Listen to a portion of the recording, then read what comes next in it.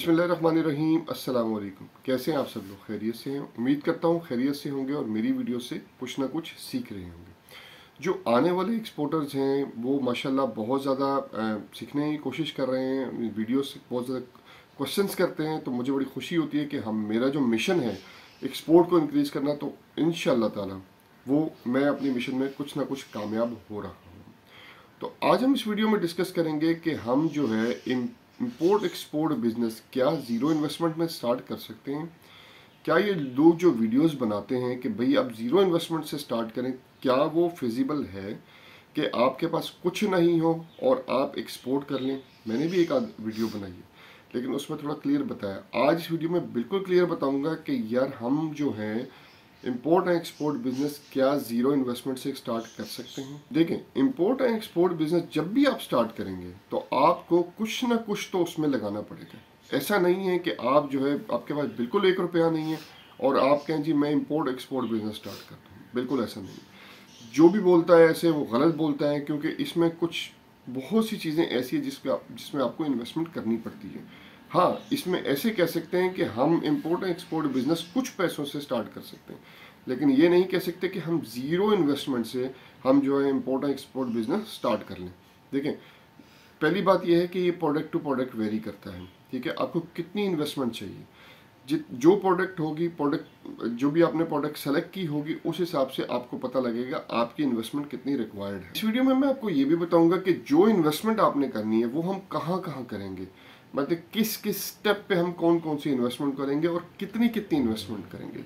तो ये वीडियो आपके लिए है। वीडियो को पूरा देखिएगा ताकि आपको समझ आए कि हम बगैर इन्वेस्टमेंट के या इन्वेस्टमेंट के साथ इंपोर्ट एंड एक्सपोर्ट बिजनेस कैसे कर सकते हैं।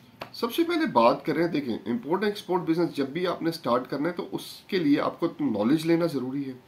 अब आप नॉलेज के बगैर कैसे काम कर सकते हैं? जब भी आप, मैंने अपनी वीडियोस में आप लोगों को पहले भी बताया, नॉलेज बहुत इंपॉर्टेंट है। नॉलेज आपने लेनी है, लर्निंग आपने करनी है, ख्वाह वो कैसे भी करें। यूट्यूब चैनल्स हैं बहुत सारे और भी लोग बनाते हैं, उनसे सीखें। मैं भी बनाता हूँ, मुझसे सीखें।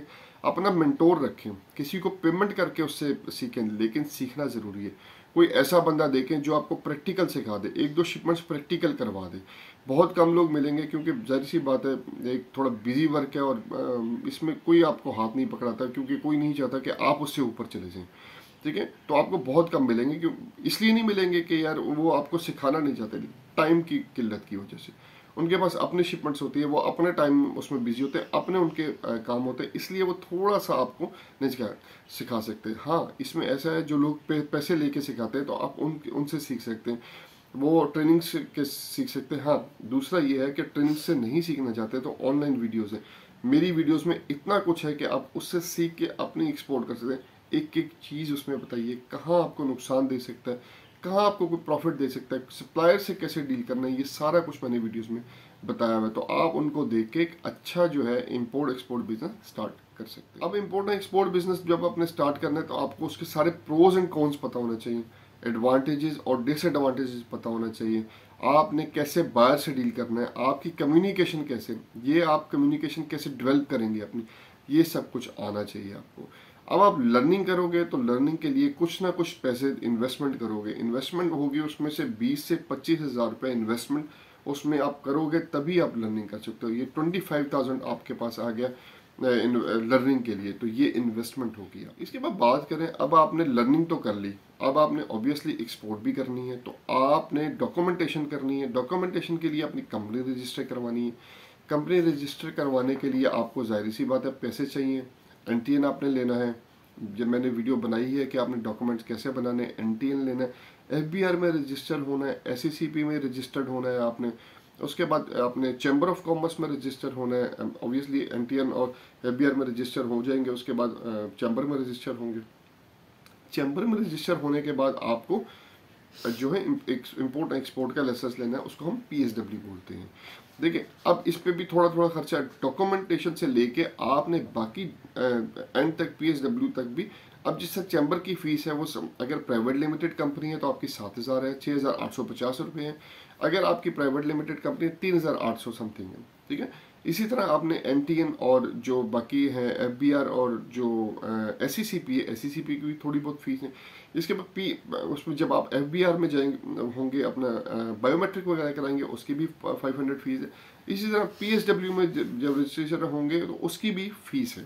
तो ये फीस आपको पे करनी ही करनी पड़ेगी, ये तो गवर्नमेंट की फीस है। हाँ, अगर आप ये फीस खुद पे करते हैं, ये सारा कुछ आप खुद करते हैं, तो आपका फ्यूल लगेगा, आपका टाइम लगेगा, तो इसमें आपकी जो आपका खर्चा टोटल आ जाएगा वो आ जाएगा 15,000 से 20,000 तक। लेकिन अगर आप एजेंट से करवाते हैं, आप कहते हैं मैंने कुछ नहीं करना, मैंने एजेंट को पैसे देने हैं, एजेंट मेरी कंपनी रजिस्टर कर देगा, तो वो 50 से 70,000 रुपया चार्ज करेगा। तो पहले हमने बताया लर्निंग पे हमने 25,000 रख लिए, और इस पे अगर एजेंट से कराते हैं तो 50 to 70,000, आप 60,000 कर लें, ठीक है। टोटल अभी हो गया हमारा 85,000। इसके बाद अब आपने क्या करना है, अब आपकी कंपनी भी रजिस्टर्ड हो गई, अब आपने थोड़ी लर्निंग भी कर ली। अब आप जाहिर सी बात है कंपनी का क्या करोगे, कंपनी को जब तक आप किसी तक रीच नहीं दोगे, उसकी अपनी प्रोडक्ट को रीच नहीं दोगे, तो आप कैसे पता लगेगा जी आप क्या काम कर रहे हो। आपको प्रोडक्ट की रीच देनी है अपनी, उसके लिए आपको मार्केटिंग करनी है, अपनी आपको कंपनी को रीच देनी है, अपनी प्रोफाइल बिल्ड करनी है, प्रोफाइल को रीच देनी है, तो आपको उसके लिए मार्केटिंग करनी पड़ेगी।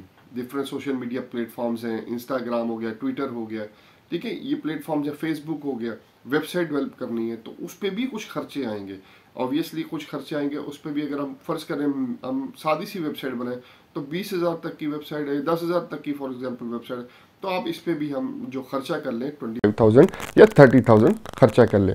अब 60 हमने किया 50,000 और 60,000 और 25,000 85,000 35,000 ऐड कर लें, तो आप 1,15,000 रुपये बनता है। इसमें मार्केटिंग भी होगी आपकी, डॉक्यूमेंटेशन भी होगी आपकी, और आपने जो लर्निंग करनी थी वो भी हो गई। ये अब जो ऊपर वाले जो स्टेप्स थे ये तो कंफर्म थे, ये तो आपकी पेमेंट लगनी ही लगनी है।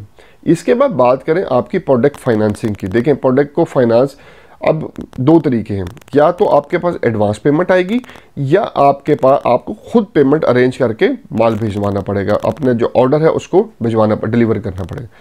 देखिए अब यहाँ पे जब आप नए होते हो, ठीक है, तो आपके साथ आप नए नए फील्ड में आ रहे हो, एक्सपोर्ट की फील्ड में आ रहे हो, तो सप्लायर आप पे कैसे भरोसा करेगा, वो आपको क्रेडिट पे माल कैसे देगा। हाँ, अगर आप उसके साथ उसके टर्म्स एंड कंडीशन अच्छी हैं, आपके साथ उसके ताल्लुकात अच्छे हैं, कुछ जान पहचान वाले, फिर तो आपको क्रेडिट पे माल मिल जाएगा। तो जब आपको क्रेडिट पे माल मिल जाएगा तो यहाँ से आपको 0 पैसे लगेंगे, ठीक है। इसी तरह जब आपके पास एडवांस पेमेंट आ जाएगी, बायर के साथ एडवांस पेमेंट आ जाएगी, तो आपके पास 0 पैसे लगे। आपने जो पेमेंट ऊपर लगी हुई है 3 स्टेप्स पे लगी हुई है वो आपकी लगेगी, बाकी आपकी 0 इन्वेस्टमेंट पे ऑर्डर पहुंच जाएगा। देखिए अब कुछ चीज़ें यहाँ पे ना डिपेंड करती हैं कि आपकी फाइनेंसिंग में भी डिपेंड करती हैं कि आपकी कितने फाइनेंस लगेगा। अब हर प्रोडक्ट पे जो है वो या हर उस पे एडवांस पेमेंट भी नहीं आ जाती कि अभी आपको कि एडवांस पेमेंट आ जाती है। फ़र्ज़ करें आप न्यू एक्सपोर्टर हो और एकदम से फील्ड में आए हो, तो आते साथ ही तो कोई भी आप पे ट्रस्ट नहीं करेगा, ना कोई बायर ट्रस्ट करेगा, ना कोई सप्लायर ट्रस्ट करेगा, ठीक है। हो सकता है आपको अपनी इन्वेस्टमेंट करनी पड़े। उसके लिए जब भी आप प्रोडक्ट सेलेक्ट करोगे तो प्रोडक्ट सिलेक्शन जो है वो आपको बताएगी कि वो मतलब चीप होगी, मतलब प्रोडक्ट आपकी इजीली वो है मतलब सस्ती है या महंगी है। दूसरा अब जो अगर हम मैंगो का काम करते हैं और मैंगो को बाय एयर करते हैं तो वो थोड़ा चीप है, अगर हम उसको कंटेनर में ले जाते हैं तो वो महंगा पड़ेगा। इसी तरह अनियन महंगा है, पोटैटो महंगा है। इसी तरह अगर हमको कंटेनर में टेक्सटाइल में हम कंटेनर में जाते हैं तो कंटेनर एक्सपेंसिव पड़ेगा, ना कि जो बाय एयर को डील करते हैं वो हम सस्ता पड़ेगा, ठीक है। अब बाय एयर की शिपमेंट्स में उसको हम ऑलरेडी डिस्कस कर चुके हैं। अगर किसी ने नहीं देखी कि हमने कैसे एक्सपोर्ट करना है बाय एयर को, या बाय सी में कैसे एक्सपोर्ट करना है, क्या क्या चार्जेस होते हैं, तो वो यूट्यूब चैनल पे जाए, वहाँ पे वीडियोस ऑलरेडी पड़ी हुई हैं, उसको देखें ताकि उसको मज़ीद क्लियर हो जाए। इसके बाद बात करें, देखें फिर मैंने जैसे आपको बताया कि क्वांटिटी पर डिपेंड करता है। अब बताया ना 40 फुट का कंटेनर होगा, 20 फुट का कंटेनर होगा, बाय एयर की शिपमेंट होगी। बाय एयर में आप 1 टन भेज देते हैं, 2 टन भेज देते हैं, 3 टन भेज देते हैं, 10 टन मतलब 4 टन भेज देते हैं। लेकिन बाय सी में आपका जाता है 22 टन से लेके 27 टन या 31 टन तक माल जाता है। तो अब दें क्वांटिटी पे वेरी करता है कि आपकी कितनी पेमेंट लगनी है। हाँ, अगर आपके पास एडवांस पेमेंट आ जाती है, मैं ये नहीं कहता कि एडवांस पेमेंट आती नहीं है, देखें एडवांस पेमेंट आती है। थोड़ा सा जब आप कर लेते हैं ना, आप ग्रो अप करते हैं मार्केट में, तो आपके पास बायर्स जो हैं आपको देते हैं, क्योंकि उनके साथ आपकी कम्युनिकेशन ऑलरेडी बिल्ड हो चुकी होती है, आपका ट्रस्ट लेवल हाई हो चुका होता है, तो एडवांस पेमेंट वो 100% भी देते हैं। दूसरा फिर एक होता है एलसी।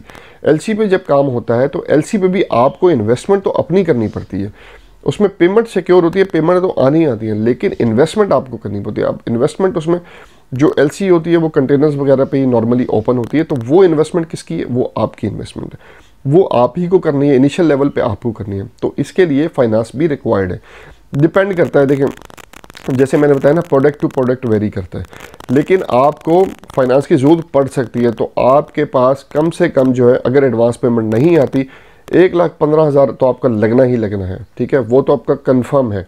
मार्केटिंग, डॉक्यूमेंटेशन और बाकी चीज़ों पे आपके लगने ही लगने। इसके बाद जो आपका ऑर्डर है, ऑर्डर पे डिपेंड करता है आपकी कितनी पेमेंट लगेगी। इस वीडियो में मैंने आपको समझाया कि हम ज़ीरो लेवल से नहीं कर सकते भाई इन इम्पोर्ट एक्सपोर्ट बिजनेस स्टार्ट, हमें कुछ ना कुछ पेमेंट रिक्वायर्ड है, ठीक है।